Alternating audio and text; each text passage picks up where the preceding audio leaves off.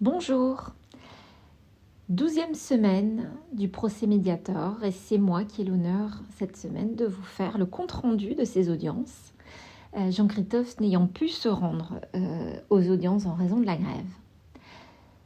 Pour ceux qui ne me connaîtraient pas encore, je suis Anne-Laure Tiphaine, l'associée de Jean-Christophe Coubris, et je vous défends dans ce procès à ses côtés. Lundi, nous avons donc commencé par entendre M. Christian Richer, président du Centre régional de pharmacovigilance de Brest. Oui, Brest. Cela doit sonner comme quelque chose de connu pour vous, puisque c'est en effet de là que vient notre lanceuse d'alerte Irène Frachon. Et M. Richer est notre autre lanceur d'alerte dans ce dossier, puisqu'il a œuvré à ses côtés pour que les cas déclarés de pharmacovigilance par Irène Frachon et que son étude puisse être entendue à l'agence. Il ne mâchera pas ses mots à l'encontre des laboratoires Servier qui l'accusent de l'avoir trompé. Et il aura ces mots très durs à l'encontre de leur médicament, le Mediator, qu'il considère comme un produit assassin. Il nous indiquera que cet antidiabétique était mauvais au-dessous du niveau de la mer et même au niveau des fonds marins. C'est vous dire quelle était sa considération pour ce médicament. À la fin de son audition, il suppliera les laboratoires Servier d'assumer leurs fautes pour retrouver le chemin de l'honneur. Silence de l'autre côté de la barre. L'après-midi, nous entendrons M. Dominique Maraninqui, que nous avons fait citer comme témoin devant la Cour d'appel de Paris. Il a pris la direction de l'Agence du médicament en janvier 2011, alors qu'elle était dans la tourmente, avec une direction en déshérence et en plein chaos. Il changera le nom de l'agence en ANSM, l'Agence nationale de sécurité des médicaments et des produits de santé. Au moment de sa prise de fonction, il va prendre connaissance de tous les éléments du dossier Mediator à l'agence et il nous racontera les arguties fallacieuses des laboratoires Servier qui vont tromper une agence qui, à l'époque, était financée uniquement par les taxes payées par les laboratoires pharmaceutiques. Je vous rassure, ce système a été réformé et aujourd'hui, l'agence est financée par une subvention reçue de l'État.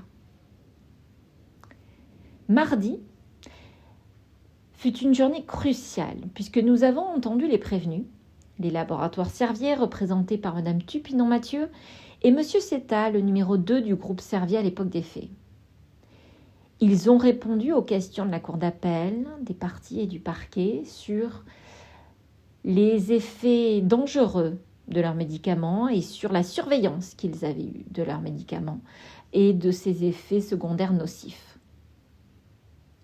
Alors, comme nous vous l'avons indiqué, s'ils avaient pu, en début de procès, indiquer avoir commis des erreurs, eh bien que leurs réponses aux questions posées ont cependant été l'illustration qu'ils considèrent en réalité n'avoir commis aucune faute. À tel point que le président de la Cour d'appel finira son interrogateur par cette question. On a le sentiment d'un systématisme dans la négation. Il n'y a pas de souci du groupe de se préoccuper des risques du médicament ? Madame Tupignon-Mathieu répondra tout de suite par la négative. Non, ce n'était pas la contestation qui animait le groupe. Mais alors, qu'est-ce qui animait le groupe Servier pour avoir continué à commercialiser le Mediator pendant plus de 30 ans au mépris des risques de ce médicament ? Ce qui ne fait pas de doute, c'est que les laboratoires Servier ne se sont pas préoccupés de vous, leurs patients, et des risques que vous encouriez. Ils ont préféré les ignorer, même les cacher, pour continuer à commercialiser le Mediator le plus longtemps possible. Mercredi, les témoins que nous avons entendus nous ont confirmé que les laboratoires Servier s'étaient battus pour maintenir leurs produits sur le marché le plus longtemps possible. Monsieur Bras, qui a été directeur de la Sécurité sociale, nous a indiqué que le Mediator était considéré comme un médicament inutile depuis au moins l'année 1999 et qu'il aurait dû être déremboursé. s'il avait été déremboursé. Ce drame humain aurait été évité. Mais il nous confirmera que les laboratoires Servier ont manœuvré pour éviter à tout prix ce déremboursement. Monsieur Renaudin sera entendu l'après-midi. Il a été directeur jusqu'en 2010 du comité en charge de fixer les prix du médicament. Et il nous expliquera que le Mediator n'avait aucune chance de vivre s'il n'était plus remboursé. Il nous confirmera également que les vieux médicaments comme le Mediator étaient ceux qui rapportaient le plus d'argent aux laboratoires pharmaceutiques, puisque la rentabilité se faisait sur le long terme. Voilà le mobile du crime. En aviez-vous douté que pour les laboratoires Servier, le profit comptait plus que vos vies ? Triste constat de ces fins d'audience.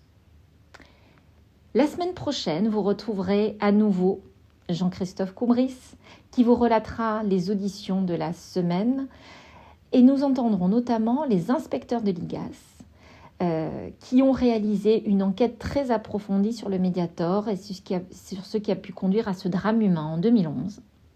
Mais également, nous entendrons les députés de l'Assemblée nationale, M. Bapt et M. Dor, qui, eux, ont mené les travaux de la mission d'information de l'Assemblée nationale sur le Mediator.